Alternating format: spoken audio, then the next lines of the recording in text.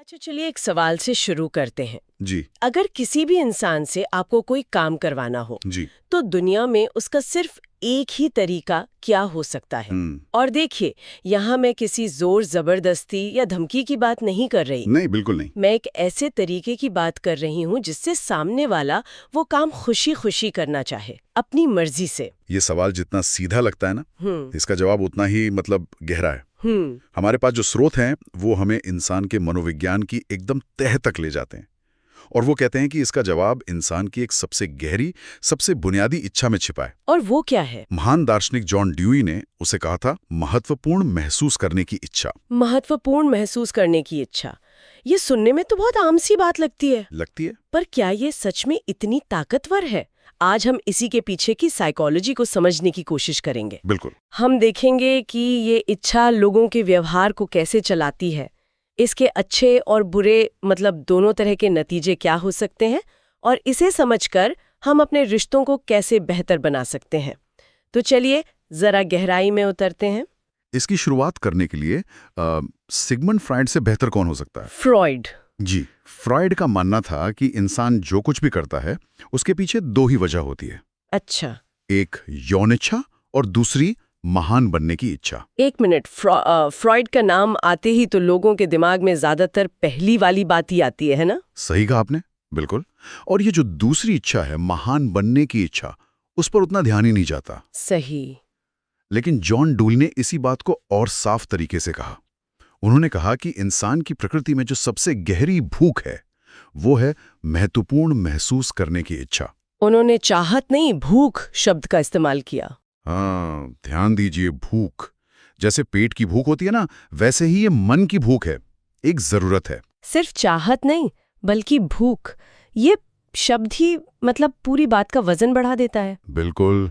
और हार्वर्ड के महान दार्शनिक विलियम जेम्स ने तो इसे और भी ज्यादा शिद्दत से बयान किया है। उन्होंने क्या कहा था? उनका एक बहुत मशहूर कथन है, मानव स्वभाव का सबसे गहरा सिद्धांत सराहना पाने की प्रबल इच्छा है। प्रबल इच्छा? हाँ, यहां भी देखिए, उन्होंने इच्छा या तमन्ना जैसे हल्के शब्द इस्तेमाल नहीं किए। उन्होंने क्रेविंग शब्द का इस्तेमाल किया है, एक ऐसी चीज जिसके लिए इंसान तरसता है। और ये बात इसलिए भी सोचने वाली है क्योंकि हमारी ज्यादातर जरूरतें तो पूरी हो ही जाती हैं। जैसे खाना, पानी, नींद, पैसा, ये सब किसी ना किसी तरह मिल ही जाता है। लेकिन महसूस करने की ये जो भूख है ना, ये अक्सर अधूरी रह जाती है। और शायद यही अधूरी भूख हमारे व्यवहार को इतने अजीब अजीब तरीकों से आकार देती है। हाँ, और इसी इच्छा से इंसान और जानवर के बीच का एक बड़ा फर्क भी पता चलता है। अच्छा।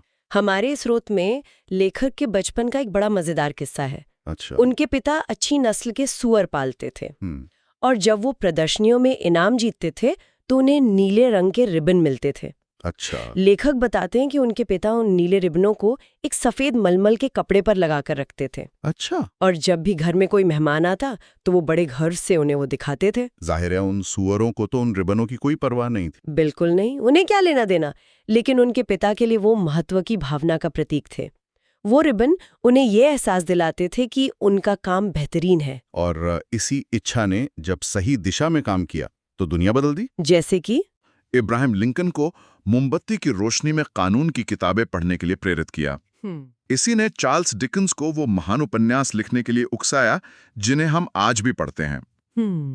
और इसी इच्छा ने रॉकफेलर को बेहिसाब दौलत जमा करने के लिए प्रेरित किया। ऐसी दौलत जिसकी उन्हें खुद भी जरूरत नहीं थी। वाह! ये कहना गलत नहीं होगा कि शायद सभ्यता का विकास ही इसी इच्छा के बिना संभव नहीं था। सभ्यता की तरक्की का इंजन ही यही इच्छा है। पर क्या ये हमेशा अच्छे कामों के लिए ही प्रेरित करती है?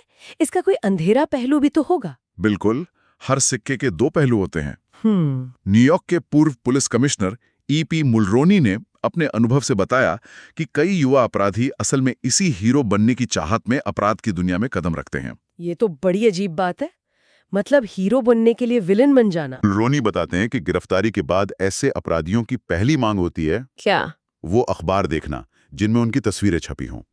वो खुद को किसी फिल्मी सितारे की तरह देखना चाहते हैं। ओह! और यहीं पर एक बहुत जरूरी बात सामने आती है जो शायद इस पूरी चर्चा का सार है। क्या बात है?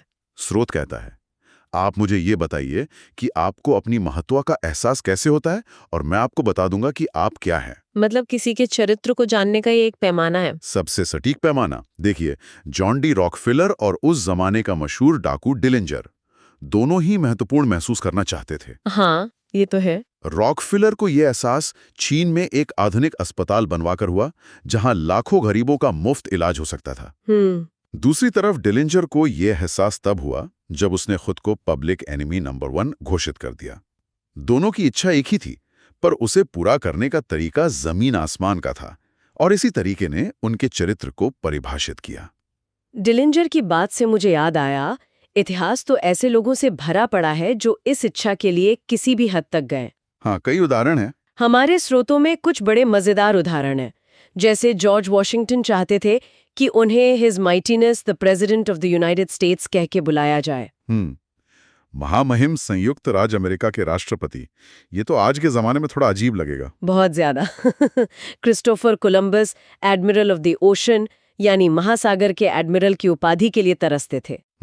और रूस की महारानी कैथरीन द ग्रेट तो इतनी सख्त थी कि वो उन चिट्ठियों को खोलती भी नहीं थी जिन पर हर इंपीरियल मैजेस्टी यानी उनकी शाही महिमा न लिखा हो। ये तो फिर भी उपाधियों और सम्मान की बात थी, जो कह सकते हैं कि उतनी नुकसानदेह नहीं है। सही। लेकिन कभी-कभी ये इच्छा बहुत गंभीर और दुखद रूप ले लेती है। कुछ लोग दूसरों का ध्यान और सहानुभूति पाने के लिए बीमार तक हो जाते हैं या बीमार होने का नाटक करते हैं। अच्छा, ये तो काफी अजीब है। अमेरिका के राष्ट्रपति मैकिनले की पत्नी का उदाहरण लीजिए। वो अपने पति को, जो देश के सबसे महत्वपूर्ण व्यक्ति थे, घंटों तक अपने बिस्तर के पास बिठाए रखती थी। क्यों? ताकि उन्हें महत्व का एहसास हो। वो उन्हें राज्य के जरूरी काम छोड़कर अपने पास बैठने पर मजबूर करती थी, सिर्फ अपनी अहमियत जताने के लिए। मतलब देश के सबसे जरूरी इंसान को उसके काम से रोककर रखना सिर्फ इसलिए कि खुद को अहम महसूस कर सके, ये तो एक अलग ही स्तर का स्वार्थ है। इससे भी ज्यादा चौंकाने वाली एक कहानी लेखिका मेरी रॉबर्ट्स रायनार्ड ने बताई है। बताइए। एक होशियार और सेहतमंद महिला, जिसे शायद अपनी बढ़ती उम्र और घटती अहमियत का डर सताने लगा था, वो 10 साल तक बिस्तर पर पड़ी रही। 10 साल? जी, 10 साल। उसकी बूढ़ी माँ तीसरी मंजिल पर बने उसके कमरे तक ट्रे में खाना पहुंचाती, उसकी हर जरूरत का ख्याल रखती। ये तो अविश्वसनीय है। फिर क्या हुआ? फिर एक दिन वो बूढ़ी माँ, जो लगातार सेवा करते करते थक चुकी थी, मर गई। ओह।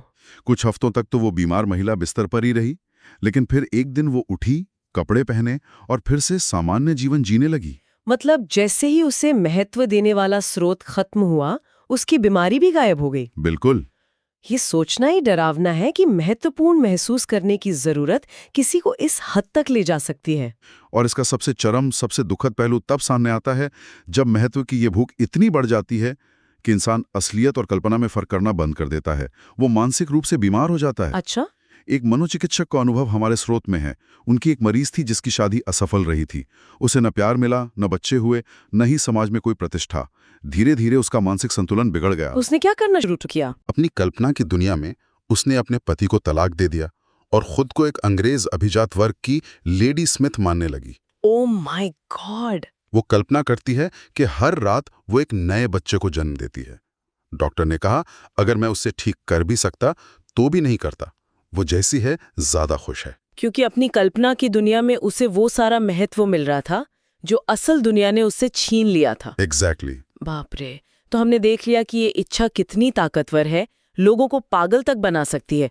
तो इसका मतलब ये भी हुआ कि अगर इसे सही तरीके से, मतलब सकारात्मक तरीके से पूरा किया जाए तो चमत्कार भी हो सकते हैं। बिल्कुल। और यहीं पर सच्ची प्रशंसा की शक्ति सामने आती है। चार्ल्स श्वाब का उदाहरण लीजिए। वो अमेरिकी व्यापार जगत के पहले लोगों में से थे जिन्हें $10 लाख से ज्यादा का वेतन मिलता था। $10 लाख उस जमाने में? जी, और ये तब की बात है जब इनकम टैक्स नहीं होता था। उन्हें ऐसा क्या आता था? वो स्टील बनाने में जीनियस थे। नहीं, श्वाब खुद कहते थे कि उनके नीचे काम करने वाले कई लोग स्टील बनाने के बारे में उनसे ज्यादा जानते थे। तो फिर उन्हें वो वेतन लोगों को संभालने की उनकी अद्भुत क्षमता के लिए मिलता था। अच्छा। उनका रहस्य उनके ही शब्दों में समझना चाहिए।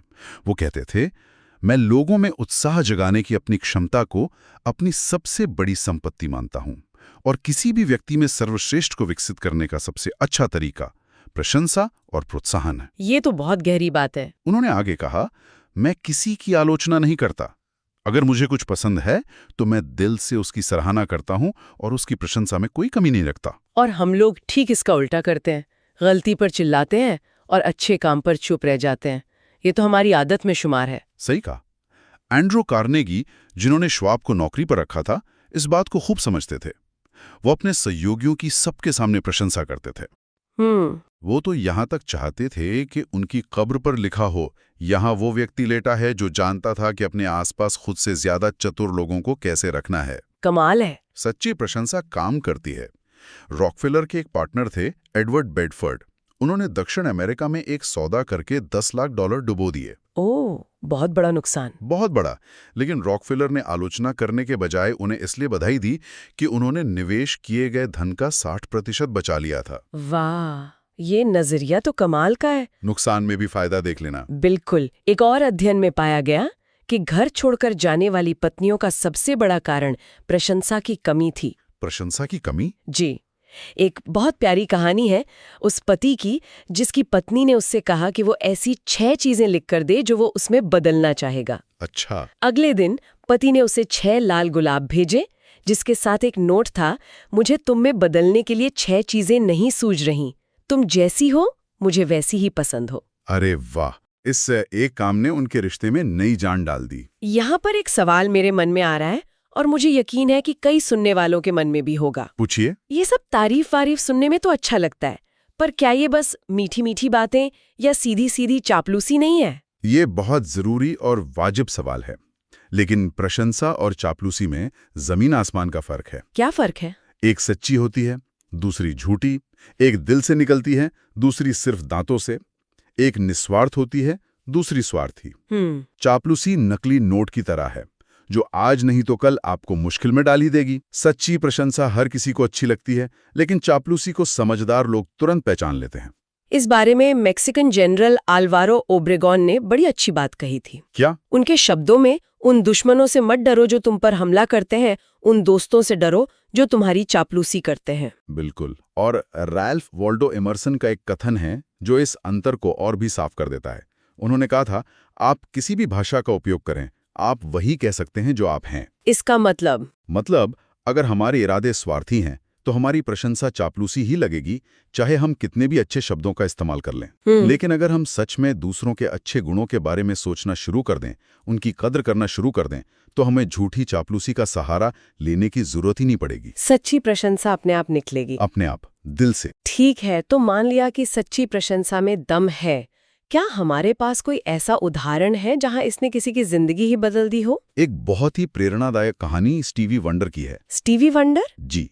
बचपन में जब वो स्टीवी मॉरिस थे, वो देख नहीं सकते थे। एक दिन उनकी क्लास में एक चूहा खो गया।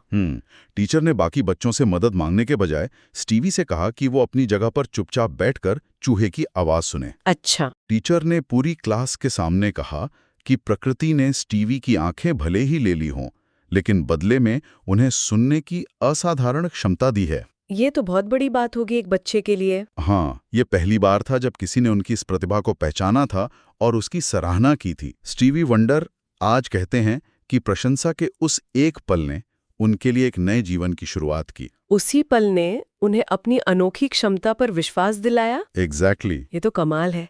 और क्या ये सिद्धांत काम की जगह पर, ऑफिस में भी उतना ही असरदार है? बिल्कुल। पामेला डनहम नाम की एक सुपरवाइजर की कहानी है जिसके अधीन एक सफाई कर्मचारी बहुत खराब काम करता था। दूसरे कर्मचारी उसका मजाक उड़ाते थे और शिकायत करते थे।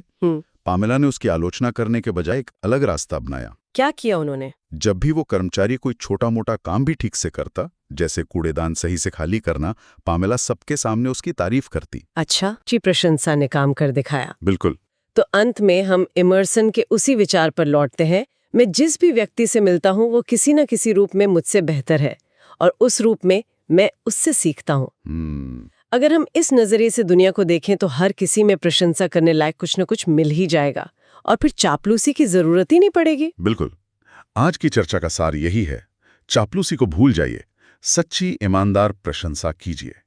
दूसरों के अच्छे काम की, उनके अच्छे गुणों की दिल खोलकर सराहना कीजिए।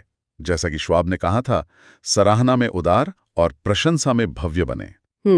तो आज की इस चर्चा से ये साफ है कि महत्वपूर्ण महसूस करने की इच्छा, एक दोधारी तलवार है। हाँ, ये लोगों को महानता की ऊंचाइयों तक भी ले जा सकती है और पागलपन की गहराइयों में भी धकेल सकती है।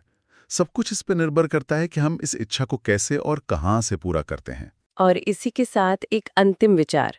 जरा सोचिए, अपनी रोजमर्रा की जिंदगी में जब हम किसी के अच्छे काम की सराहना करने से चूक जाते हैं या धन्यवाद का एक शब्द कहने में संकोच करते हैं, तो क्या हम अनजाने में उन्हें किसी नकारात्मक दिशा की ओर एक छोटा सा धक्का तो नहीं दे रहे? हर अनकही प्रशंसा एक अवसर है जिसे शायद हम खो रहे हैं, न सिर्फ सामने वाले को अच्छा महसूस कराने का, बल्कि दुनिया में थोड़ी और सकारात्मकता लाने का भी। बहुत गहरा विचार है। इसी सोच के साथ आपको छोड़े जाते हैं।